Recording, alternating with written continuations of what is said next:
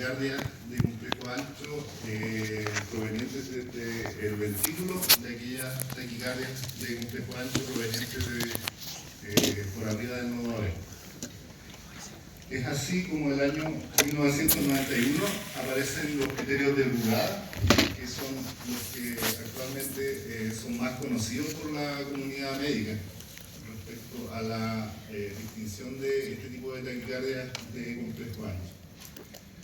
Y desde entonces la investigación no ha parado, incluso hay algunos algoritmos que han aparecido en los últimos 5 años, que no están incluidos en esta línea de tiempo.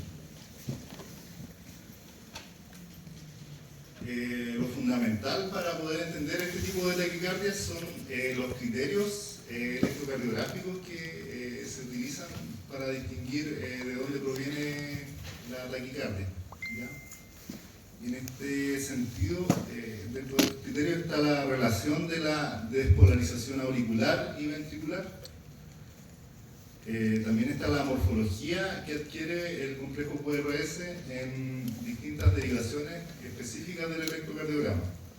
Principalmente se pone hincapié en las derivadas V1, V2 y V6. La duración del QRS también es un factor a evaluar cada vez que nos enfrentemos a este tipo de taquicardia. La concordancia en derivadas precordiales, que ya vamos a ver en el desarrollo de esta clase, qué significa. El eje eléctrico, que ya vimos algunas definiciones el día de ayer. Las diferencias en la velocidad de activación ventricular y las diferencias en comparación con el electrocardiograma basal del paciente. Entonces, el primer punto es la disociación auriculoventricular. Ayer en la clase inicial vimos que el ritmo no siempre es un ritmo sinusal. Podrían haber un ritmo de la unión o escapes ventriculares, como es lo que se ve acá en la pantalla. ¿Ya? La disociación auriculoventricular, entonces, por definición, es la actividad auricular está independiente de la actividad ventricular y no tiene ninguna relación entre sí.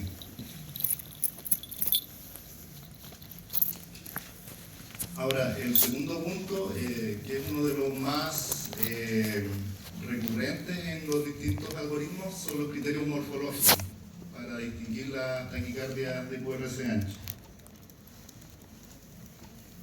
Y aquí me voy a detener para hablar un poco de patrones típicos de bloqueo de rama, tanto bloqueo de rama derecha como de bloqueo de rama izquierda. Ayer vimos, ¿cierto?, que el sistema éxito-conductor, después del haz de His, se divide en dos ramas principales: la rama derecha, que va hacia el ventrículo derecho, y la rama izquierda, que se subdivide en fascículo anterior y posterior.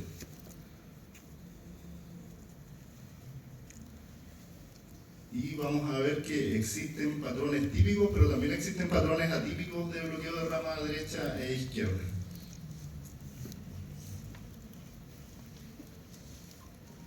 Y bueno, acá entonces podemos ver la morfología del bloqueo de rama derecha, que es este que está acá.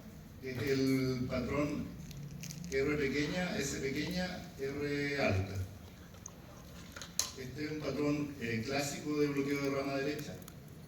Orejitas de conejo se conoce también. ¿Ya? Y su correlato en la derivada de B6 es una R pequeña y una relación RS mayor a 1. ¿Qué significa esto? Que la onda R es de mayor amplitud respecto a la onda S. ¿Ya? Entonces, estas dos características son las que configuran un bloqueo de rama derecho típico. Ahora, acá abajo salen morfologías atípicas de bloqueo de rama. Y vemos que en la derivada de 1, por ejemplo, puede haber un patrón QR o un patrón RS. También vemos el patrón de una R monofásica, que es el que está acá, o un RSR', pero donde la primera R es de mayor amplitud que la segunda R. ¿Ya? Todos estos son patrones atípicos de bloqueo de rama derecha y que orientan a que el origen de esta taquicardia es una taquicardia ventricular. En la derivada B6, la relación RS es menor a 1. Ya, vemos acá una R pequeña y una S profunda. Entonces, eso orienta también a que el origen de esta taquicardia es ventricular. O que existan patrón de ondas QS, que son estas ondas en donde solamente hay una deflexión negativa, no existe en el QRS ninguna deflexión positiva. A ese patrón de ondas se le llama QS. ¿Ya? Ahora, morfología de bloqueo de rama izquierda. El bloqueo de rama izquierda típico muestra acá una onda R pequeña inicial y después una onda S profunda en la derivada B1. Y en B6 hay una R monofásica, pero con una melladura en la parte más apical del complejo. Este entonces sería el patrón típico de bloqueo de rama izquierda, que orienta más bien a una taquicardia supraventricular conducida con aberrancia. ¿Ya? ¿Y cuál es el patrón de bloqueo de rama izquierda atípico? Vemos, por ejemplo, acá una R inicial que sea ancha, que dure más de 30 milisegundos, una melladura en la onda descendente de la S, o un descenso lente, que eso significa que desde el inicio de la onda R hasta el nadir de la onda S pasen más de 70 milisegundos en la derivada B1 y B2. ¿Sí? Doctor, ahí es necesario, por ejemplo, esos criterios, como tal, cada uno de ellos es indicador de que existe un bloqueo de rama derecha. Por ejemplo, si solo en B1 observo eso, pero en B6 no observo lo otro, ¿ya es un bloqueo de rama derecha? ¿O tiene que ser ambas? Sí, para decir que es un bloqueo de rama derecha o izquierda típico tienen que cumplirse los dos patrones, o sea, tanto en B1 como en B6 tienen que estar las morfologías descritas acá en esta imagen. Si solamente en una de las dos derivadas hay un patrón típico, pero en la otra derivada hay un patrón atípico, se considera esa onda como atípico.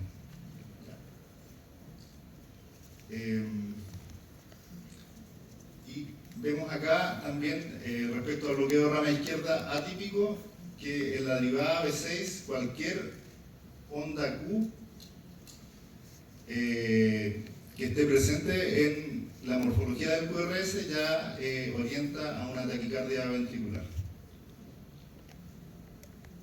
¿Ya? Esto no es fácil de comprenderlo, hay que mirarlo bastante, ver hartos electros con patrones de bloqueo de rama para ya ir identificando cuándo es típico o atípico.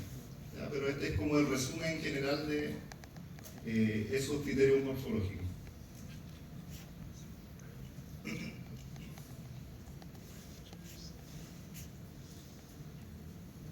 Entonces, acá vemos esta figura, en la figura A. Si se ven, el QRS mide más de 0,12 segundos, o sea, es un bloqueo de rama. Hay un patrón R pequeña, S, R grande en V1, o sea, un bloqueo de rama derecha. Y tenemos en B6, hay una R y una S, pero la R es de mayor amplitud que la S, o sea, la relación RS es mayor a 1. ¿Ya? Entonces, el primer trazado de la letra A es una taquicardia, ¿cierto? ¿Está a qué velocidad aproximadamente? Entre 300 y 150.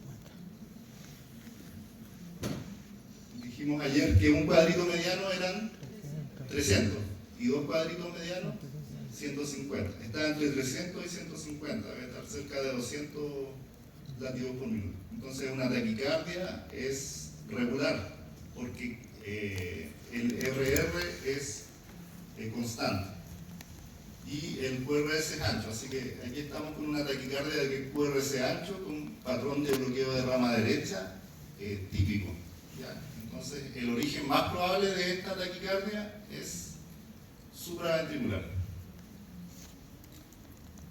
Ahora, en la letra B, ¿a qué velocidad está ese electro? 150. Sí, ¿cierto? Está a 150 latidos por minuto. ¿El QRS es ancho o es angosto? Es un QRS muy ancho.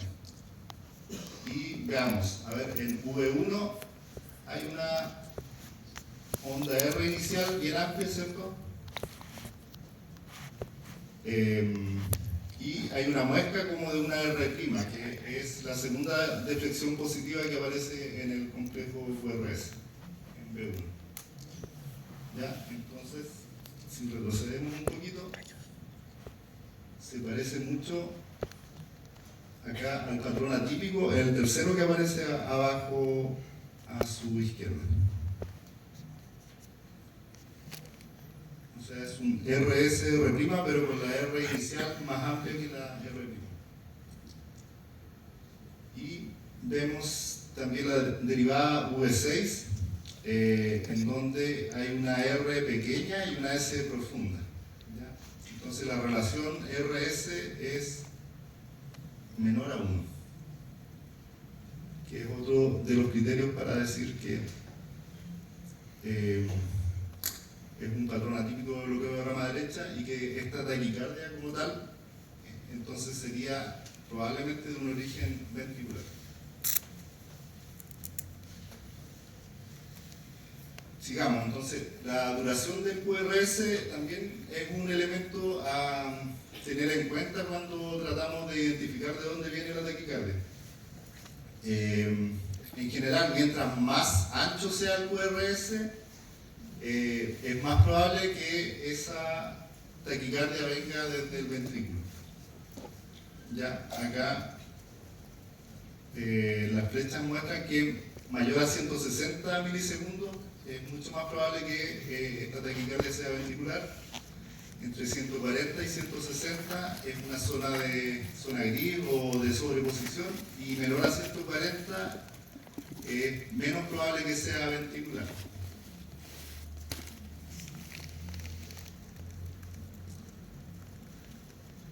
Bueno, y aquí llegamos al eje, que eso ya lo saben desde la clase de ayer. Si hay un eje indeterminado o un eje extremo que está en el cuadrante superior izquierdo, es muy predictivo de que esa taquicardia sea una taquicardia ventricular. También, si hay un eje izquierdo pero con un patrón de bloqueo de rama derecha, o al revés, si hay un bloqueo de rama izquierda con eje a la derecha, ambos son sugerentes de que el origen ventricular de la taquicardia.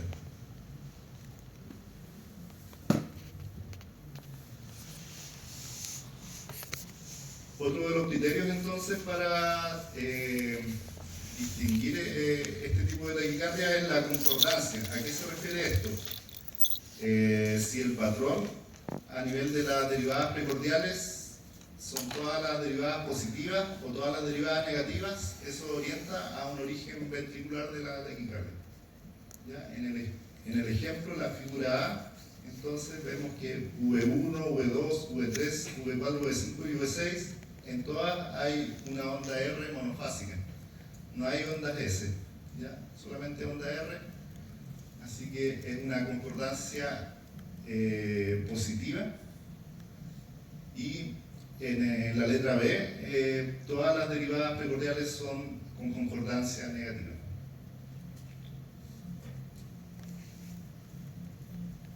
¿Se entiende ese concepto, cierto? Lo revisamos de nuevo. Si ven, a ver, en la letra A, V1,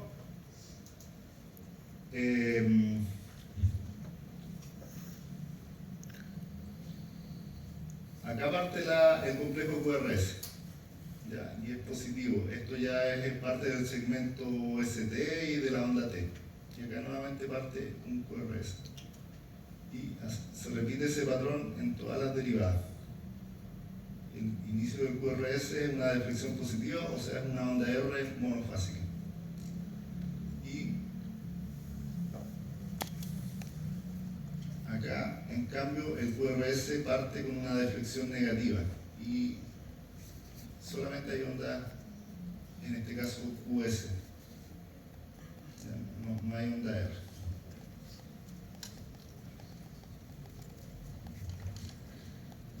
Entonces, otro de los criterios electrocardiográficos que se ha utilizado bastante para la distinción de las taquicardias es el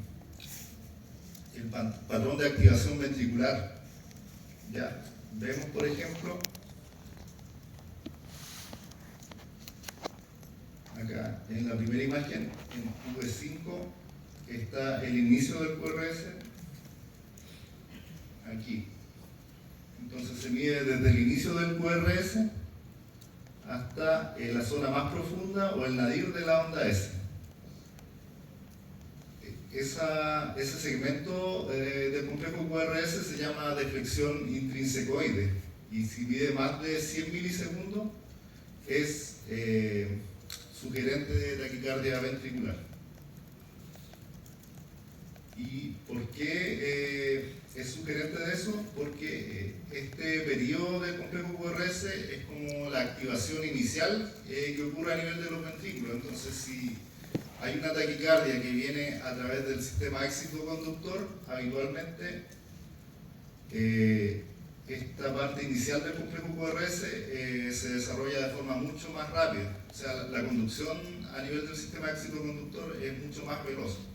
En cambio, si la activación ventricular comienza en los miocitos del miocardio, la propagación de esta activación es mucho más lenta. Y por eso se utiliza esta deflexión intrinsecoide como criterio de taquicardia ventricular. En el mismo sentido, acá en la segunda imagen vemos la derivación de 2. Esta imagen muestra el periodo inicial del complejo QRS. Si mide más de 50 milisegundos, también se considera criterio de TERE. Acá está el inicio del complejo QRS y acá está el pic. ¿Ya? Entonces esto se llama tiempo al pic del QRS. Y también se puede medir los primeros 40 milisegundos iniciales del complejo QRS y compararlos con los 40 milisegundos finales del complejo QRS. Si la amplitud del segmento final del QRS es mayor que la amplitud del segmento inicial, también es un criterio de TERE.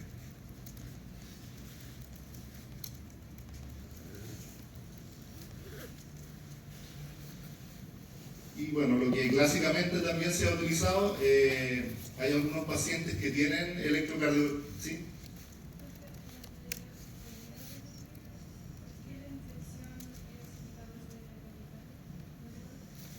Sí, tiene que ver como de dónde se comienza a activar el tejido excitable en el ventrículo. Si la activación viene a través del sistema éxito-conductor, o sea, viene sobre nueva vez, la velocidad de activación es mucho más rápida.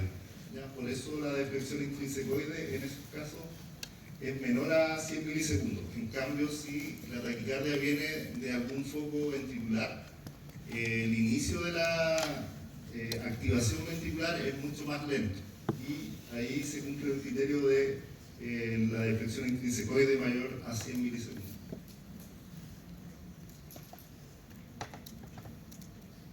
Ya. Y bueno, el último criterio, hay pacientes que tienen su electrocardiograma basal y si podemos comparar ese electrocardiograma basal con el electrocardiograma de la taquicardia, ya también nos puede orientar a si esta taquicardia es supraventricular o es ventricular. Vemos, por ejemplo, en esta imagen El electro basal es un electro en ritmo sinusal con un patrón de bloqueo de rama izquierda. ¿Ya? Es un bloqueo de rama izquierda típico porque en B1 tiene una R pequeña y una S profunda. Y en V6 tiene una R monofásica con una melladura en la parte más apical del complejo. En cambio, en el electro de la taquicardia, vemos que el patrón de bloqueo cambia completamente, o sea, ya no es un bloqueo de rama izquierda, sino que es un bloqueo de rama derecha y cumple criterios de un bloqueo atípico. Vemos en V1, acá, que hay prácticamente una R monofásica en V1, así que eso apoya a que es un bloqueo atípico. Y en V6, una onda R pequeña y una S profunda con una relación RS menor a 1. Igual apoya a un patrón atípico, o sea, una taquicardia ventricular.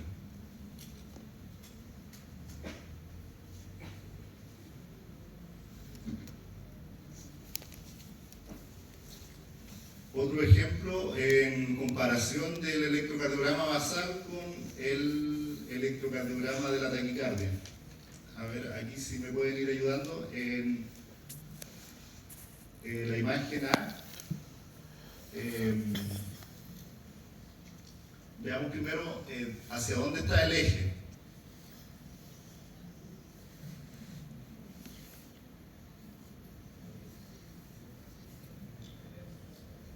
Vemos que D1 es positivo, ¿cierto? Y ABF es negativo. O sea, el eje está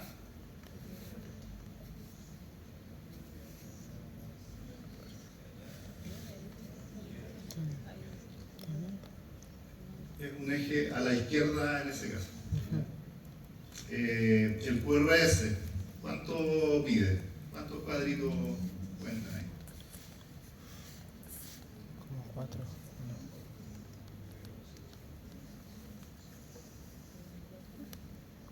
Aproximadamente 4 cuadritos pequeños, ¿cierto? O sea, cada cuadrito mide 0,04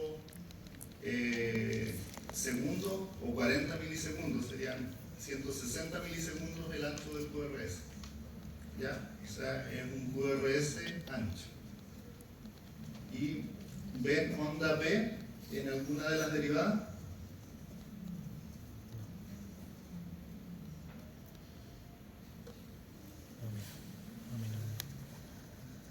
Si por ejemplo en D2 se ve una onda P, que estaría ahí.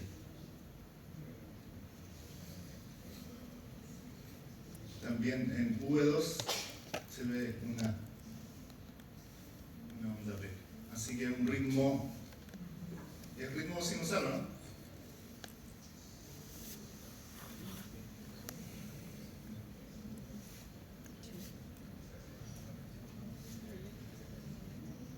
Sí, bueno, en D1 se ve una P pequeña, pero es positiva, en ABR se ve la P negativa.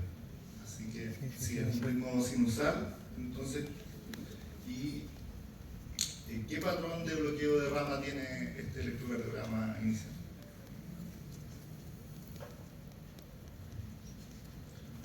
Para eso, para ver si hay bloqueo de rama derecha o izquierda, siempre tienen que ver V1. ¿Ya? Entonces, el patrón de bloqueo de rama izquierda se caracteriza por una R inicial pequeña y una S profunda. ¿Ya? Es un bloqueo de rama izquierda. El bloqueo de rama derecha, recuerden que tiene morfología de conejito o puede ser una R monofásica también. ¿Ya? Pero el patrón de bloqueo de rama izquierda es el que tiene S profunda en V1. Y en V6 también está la R monofásica típica del bloqueo de rama. Bueno, en la imagen B, ¿a qué frecuencia están los complejos QRS? Casi un cuadro.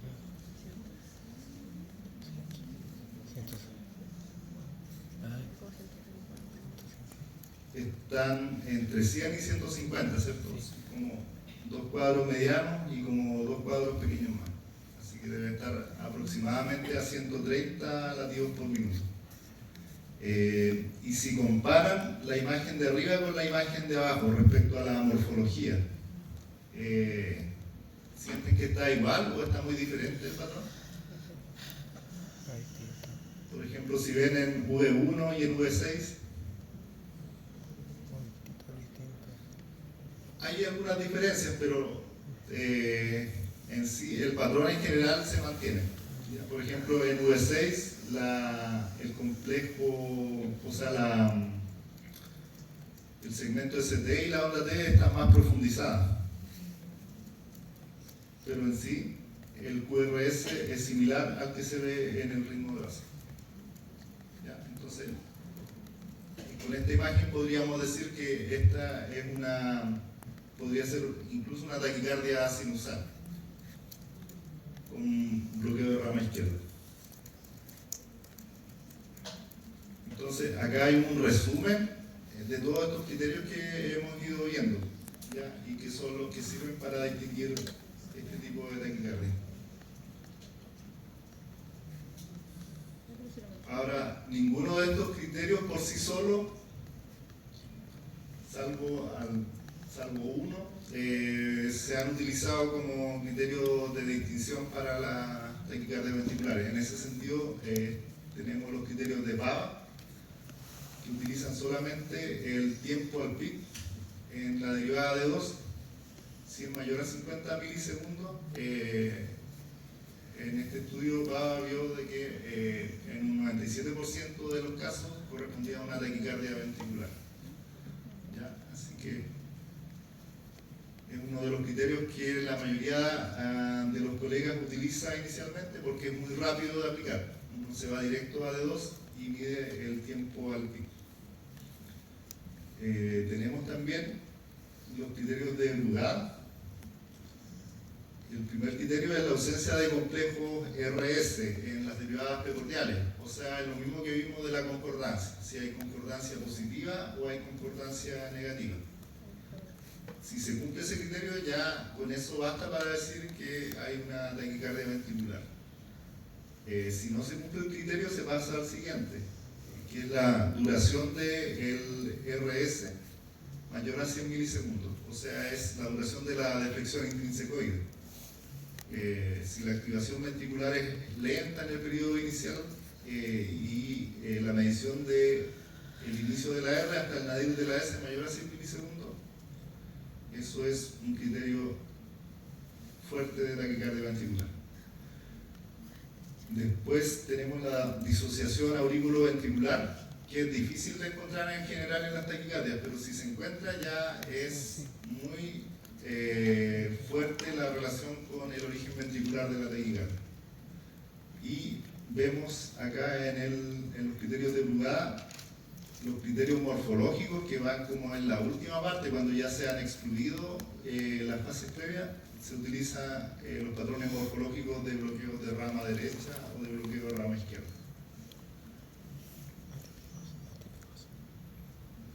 También mencionar el algoritmo de Berikey, que solamente mira una derivada, que es la derivada ABR. Si ABR tiene una onda R inicial, o sea, que sea positivo el ABR, ya eso es un criterio de taquicardia ventricular. Si hay una onda R pequeña inicial o una Q inicial, pero cualquiera de estas dos ondas mide más de 40 milisegundos, también es un criterio de taquicardia ventricular. Si hay una melladura en la rama descendente del QRS, también. Y finalmente una relación de la activación inicial del complejo QRS versus la activación final, o sea, los primeros 40 milisegundos versus los 40 últimos milisegundos. Si esa relación es menor o igual a 1, igual es un criterio de TV.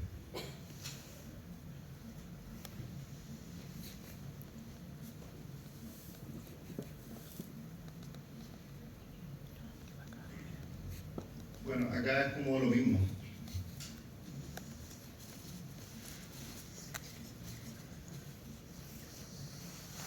Hay otro score que ha utilizado ha hecho como un mix de todos los algoritmos previos y le ha empezado a dar puntos a cada uno de los criterios que evalúa.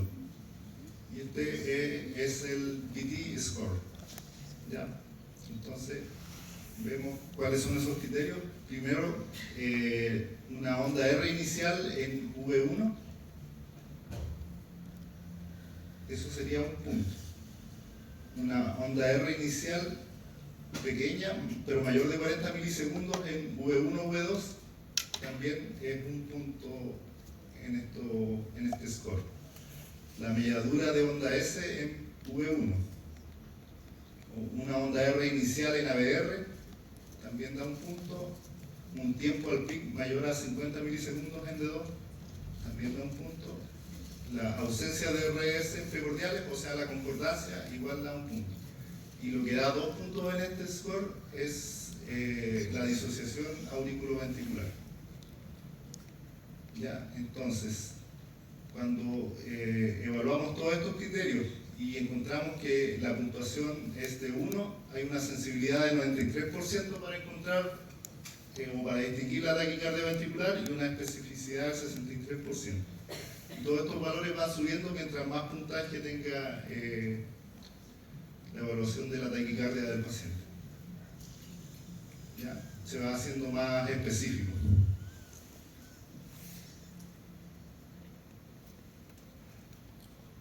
Entonces, acá vemos también un poco haciendo hincapié en los criterios de duración del segmento inicial del complejo QRS en taquicardia ventricular. Acá tenemos el criterio de Pava, que dijimos que era desde el inicio del QRS hasta el pic de la onda, que puede ser una onda R o una onda S. Si eso dura más de 50 milisegundos, es un criterio de TEV. Los criterios de Beregate también, tenemos acá.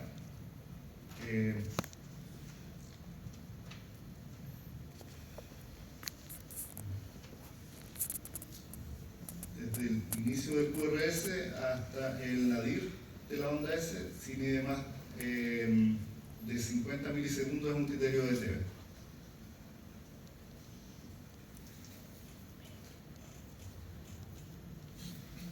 Bueno, y uno de los últimos algoritmos que ha aparecido respecto a esta distinción de la taquicardia ventricular también incluye algunos parámetros conocidos del paciente como criterios clínicos. En este caso, si el paciente tiene historia de infarto al miocardio, si tiene una insuficiencia cardíaca con fracción de eyección menor a 35%, o es usuario de un dispositivo desfibrilador o un resincronizador, y sumado a esto, tiene algún criterio eléctrico en derivadas de 2 o en ABR, que es un tiempo al pic mayor a 40 milisegundos en cualquiera de las dos derivadas, es un criterio de taquicardia ventricular.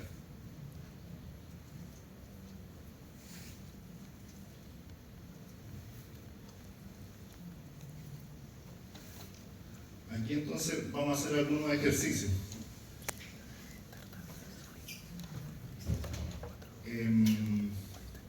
Primero, ¿qué frecuencia tiene esta taquicardia? La A.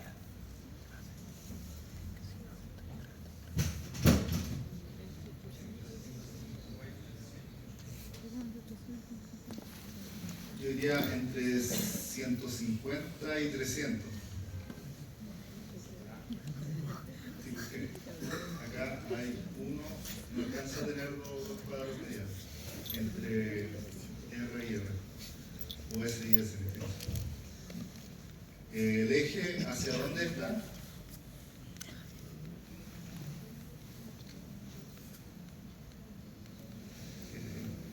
Así como pista, D1 es negativo y ABF es negativo. Está en el eje indeterminado. Ya, es igual, vimos que era como un criterio de posible TV. Y ABR, ¿qué les parece ABR? Tiene una R monofásica en ABR. Ya, igual cumple el criterio de TV. Y veamos de 2, a ver, desde el inicio hasta el pic de la onda S, ¿cuántos cuadritos cuentan? Yo diría que hay al menos dos. Parte acá, ¿cierto? Y el pic está acá. Así que son más de 50 milisegundos. ¿Ya? Tienen un PAVA positivo. Y ven disociación AB en este.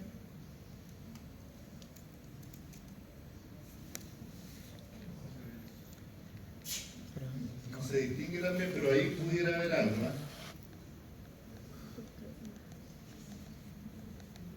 Parece haber unas ondas P ahí de vuelta.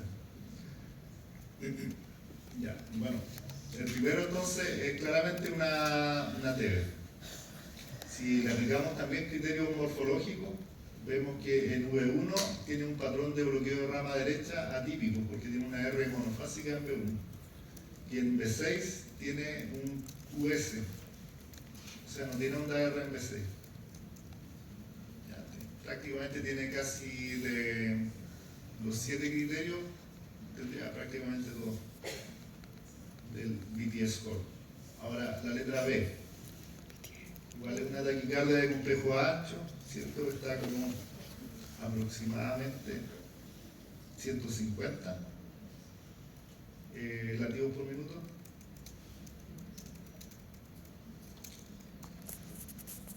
Tiene ABR positivo.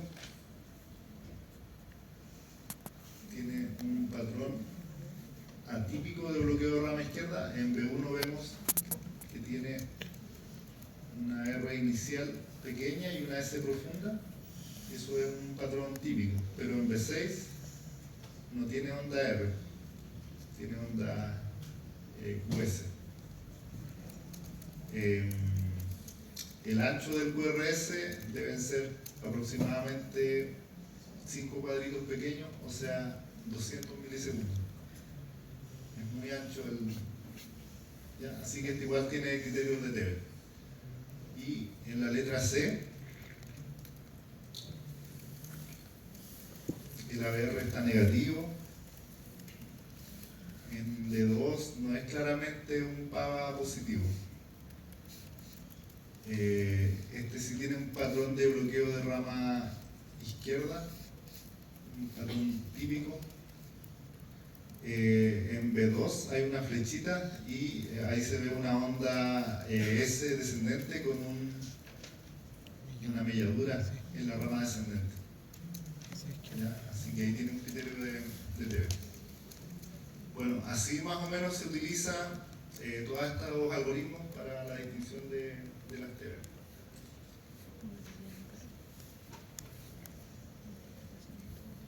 Bueno, hay otro tipo de taquicardias que pueden venir de las aurículas y que a través de una vía accesoria pueden generar taquicardias de complejo QRS ancho. En este caso, asociadas a una preexcitación. ¿Ya? Así que vemos entonces acá en la letra A una taquicardia regular a 150 por minuto, QRS bien ancho, criterios morfológicos con un patrón de bloqueo de rama derecha típico.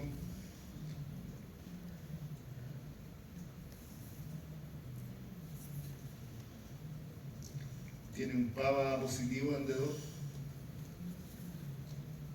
Ya, o sea, una taquicardia ventricular, de acuerdo a nuestros criterios que vimos de TV, ¿cierto? Pero este paciente, al retornar a su ritmo sinusal, se ve un PR corto y una onda delta, o sea, tiene una preexcitación en el electrocardiograma basal y eso ya nos orienta al diagnóstico. Esta es una taquicardia antidrómica, conducida por la vía accesoria.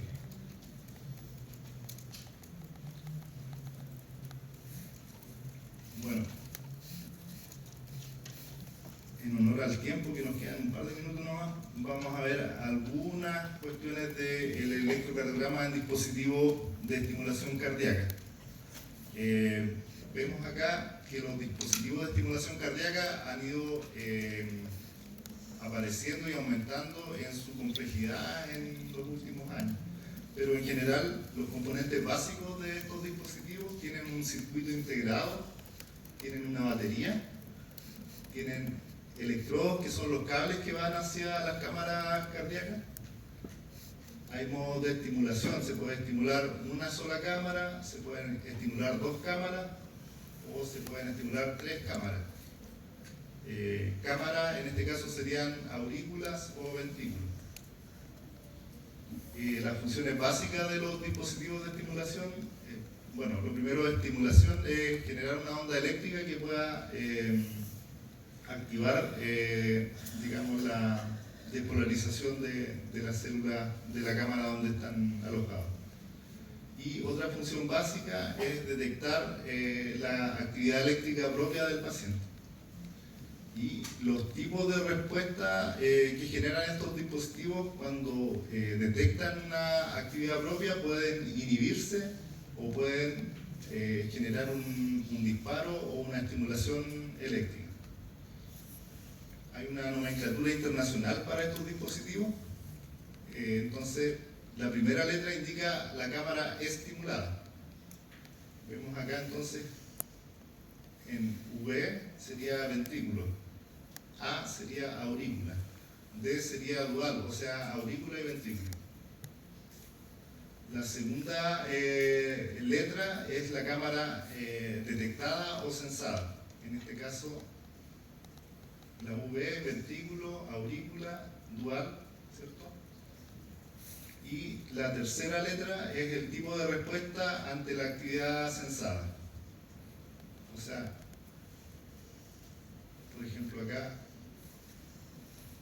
la BBI, cuando detecta actividad propia en el ventrículo, se inhibe el marcapaso, no estimula. En cambio, si no detecta actividad propia del paciente, ahí sí estimula. En AAI también. Si detecta actividad auricular, se inhibe el marcapaso, no entrega estimulación. En DDD tiene 2 posibilidades, puede inhibirse o puede estimular, dependiendo de la cámara que esté sensando. Por ejemplo, si sensa la aurícula y luego sensa el ventrículo propio del paciente, se inhibe. Pero si sensa la aurícula y luego no sensa el ventrículo, al no sensar el ventrículo, descarga en el ventrículo. Y la cuarta letra que pueden ver en estos dispositivos es si el dispositivo tiene respuesta en frecuencia. O sea, si el paciente empieza a caminar, habitualmente los marcapasos que están programados con activación o respuesta en frecuencia aumentan la frecuencia de estimulación.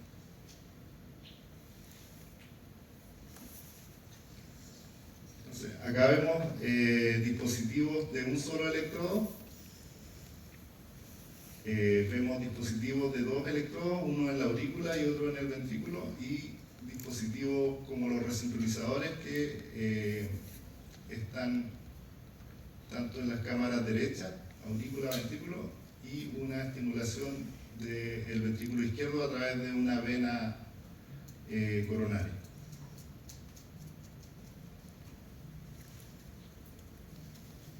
Entonces, como regla general, cuando hay una estimulación de un dispositivo, se genera una espiga. Y eso se ve en el electrocardiograma como una línea bastante marcada. Y después de esa línea aparece un complejo QRS ancho con patrón de bloqueo de rama izquierda.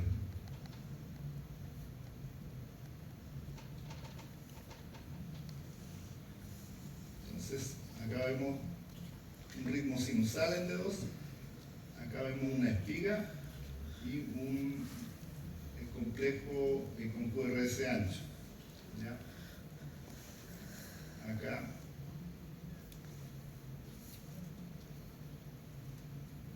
lo mismo, vemos una espiga y un QRS ancho.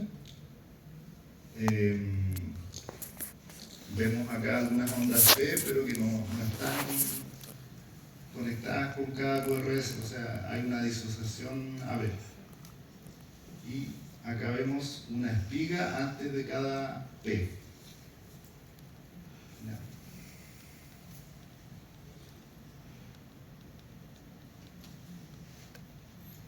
Acá en este caso es un marcapaso bicameral porque tiene dos espigas, una que estimula aurícula y otra que estimula el ventrículo.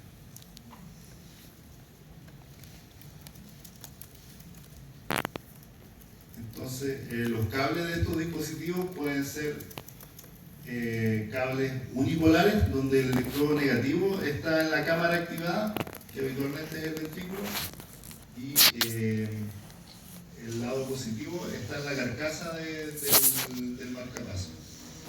Y esos son los unipolares. Los bipolares tienen los polos a nivel de la punta del electrodo. Está el ánodo, que es la punta negativa, y el cátodo, que es la parte positiva.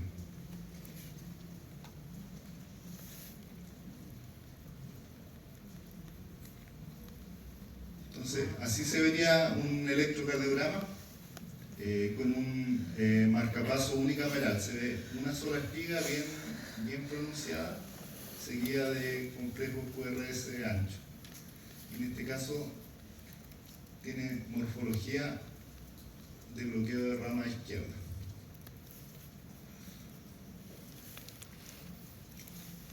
Y no se ve una línea isoeléctrica, se ve como bien fibrilado la línea basal, o sea, el paciente está con una FA a nivel de las aurículas.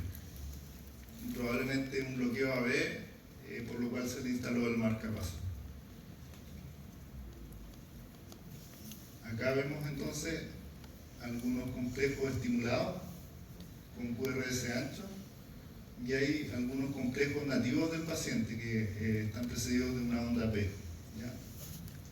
Así que habitualmente cuando se instala un marcapaso se intenta de que la estimulación del marcapaso sea lo menos posible. O sea, si el paciente tiene ritmo propio, tratar de privilegiar su ritmo nativo y solamente estimular cuando la frecuencia cardíaca baje de cierto nivel.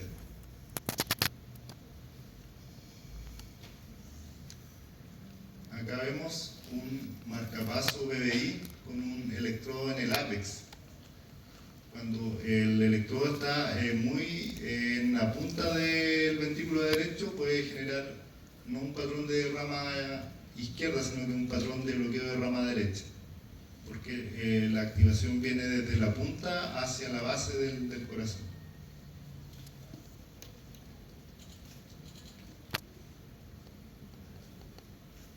Y acá vemos el efecto que tiene colocar un imán sobre un marcapaso. El imán lo que genera en el marcapaso es que cambia a un modo asincrónico.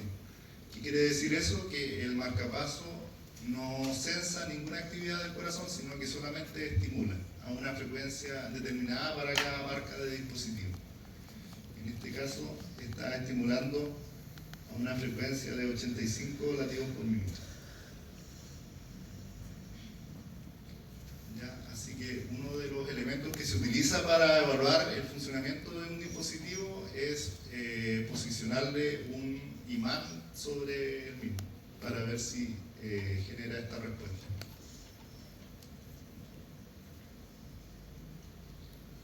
Acá lo mismo, pero en este caso es un marcapaso bicameral. Tiene dos espigas. Y acá vemos un marcapaso bicameral que tiene un electrodo en la aurícula derecha y un electrodo en el ventrículo derecho, pero en este caso solamente el paciente utiliza la estimulación auricular, porque la conducción AB es nativa del paciente. Así que está estimulando la aurícula, es un marcapaso. Entonces, pueden haber fallas en captura, y estas fallas de captura en el electrocardiograma se ven porque aparecen espigas que no están sucedidas de un complejo QRS o una onda P. En cambio, hay otras fallas que son las fallas de sensado, que la espiga puede aparecer en el periodo refractario, o sea, sobre la onda T, por ejemplo.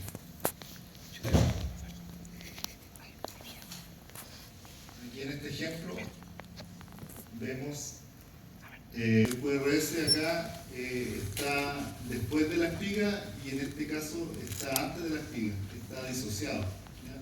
O sea, aquí es una falla de captura. Acá lo mismo, falla la captura atrial, se ve una onda P acá después de esta espiga y en las sucesivas ondas P no hay, o sea, las sucesivas espigas no hay onda P.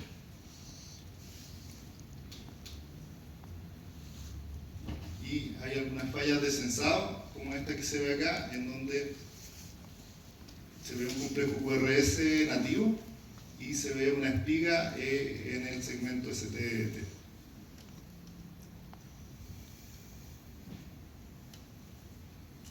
Y en este caso se ve una onda P nativa que no fue sucedida de un QRS. O sea, ahí no se detectó el ritmo propio del paciente. También en algunos dispositivos más antiguos, sobre todo, puede haber sobredetección de miopotenciales, cuando son cables unipolares que están con estimulación sobre el ventrículo derecho. La actividad muscular puede generar esta falla de sensado. Bueno, eso. Ahora lo voy a dejar con el doctor Piñera para la próxima clase. Gracias.